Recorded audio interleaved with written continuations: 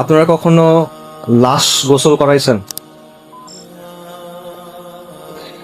মানুষ যখন মারা যায় তখন তাকে দাফন করার আগে বেশ কিছু কাজ করতে হয়, অনেকগুলো নিয়ম আছে।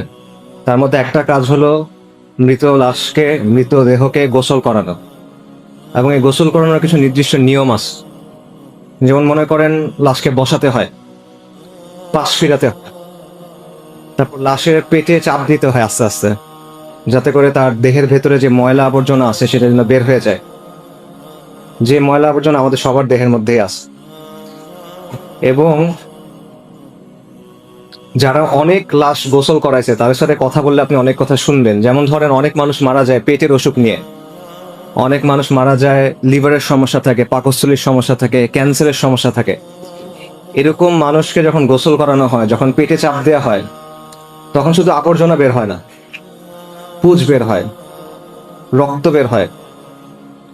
অনেক সময় শরীরের ভেতরে যে অঙ্গ ছিল লিভার, এটা গলে বের হয়ে আসে।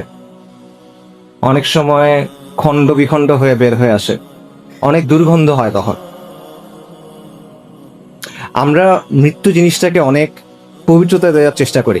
বিশেষ করে মৃত মানুষকে, আসলে মৃত্যু না, মৃত মানুষকে আমরা সম্মানিত করার চেষ্টা করি, তার উপর একটা পবিত্রতা দেওয়ার চেষ্টা করি, বিশেষ করে সেই মানুষ